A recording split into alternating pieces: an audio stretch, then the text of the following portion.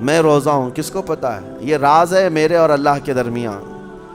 آپ روزہ ہیں، یہ راز ہے آپ کے اور اللہ کے درمیان.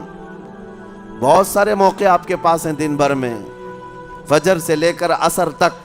کئی مرتبہ وضو میں جانا پڑتا ہے، باضابطہ آپ کلی کر رہے ہیں، آدھا نگل جاتے، کس کو خبر ہے؟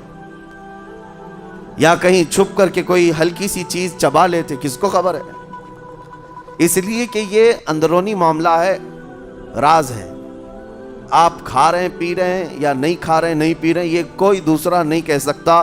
آپ کے اور آپ کے اللہ کے درمیان یہ راز ہے. اور آپ بچے ہوئے ہیں، حلق سوکھا ہے شام کے وقت میں، اور پیٹ بھی پیٹ سے لگنے آ جاتی ہے. کام کرنے والے جانتے ہیں کہ شام ہوتے ہی روزے کا اثر کس قدر ظاہر ہوتا ہے. کام کرنے والوں کو زیادہ اثر پڑتا ہے، اے سی میں سونے والوں کو روزہ کہاں پتہ چلتا ہے. لیکن اس وقت بھی وہ نہ پانی کا ایک قطرہ حلق میں ڈالنا چاہتا ہے، نہ کوئی چیز چھپ کر کے چبانا چاہتا ہے. مجھے بتاؤ میرے عزیزو، کیوں اپنے آپ پر یہ تکلیف اور اپنے آپ پر یہ زیادتی کر رہے ہو؟ آپ کو اندازہ ہوتا ہے یہ میں زیادتی نہیں کر رہا، نہ ہی اپنے آپ کو تکلیف میں ڈال رہا ہوں، یہ میرے رب کی رضا ہے، میں اسی پر قائم ہوں. اسی لیے فرمایا گیا کہ جب افطاری کا دسترخوان بچھتا ہے اور پہلے ہی آ کر کے لوگ بیٹھتے ہیں، اور یہ سنت بھی ہے، ایسے نہیں کہ بھاگتے بھاگتے آپ آئے، وقت ہوا کھجور لیے اور کھا گئے. افطاری کے وقت سے تھوڑی دیر پہلے بیٹھ جاؤ. تمہارے دسترخوان پر نعمتیں رکھی ہوئی ہیں، پھل بھی ہیں، میوہ جات بھی ہیں، کچھ کھانے پینے کی چیزیں بھی ہیں، ٹھنڈا شربت بھی ہے. دیکھتے ہوئے بیٹھے ہیں آپ، لیکن ہاتھ نہیں لگاتے ہیں.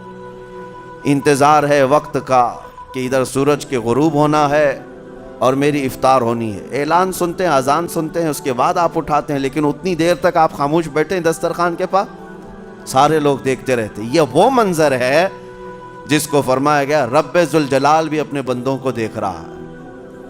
رب تبارک و تعالیٰ بھی دیکھ رہا ہے اپنے بندوں کو، اور سارے فرشتوں کو بلا کر میرا مولا اعلان فرماتا ہے یہ میرے بندے ہیں، دیکھو یہ شام کا وقت ہے، ان کے حلق سوکھ چکے ہیں، ان کے پیٹ میں بھوک کی شدت ہے، اور ان کے سامنے اچھی نعمتیں پڑی ہوئی ہیں.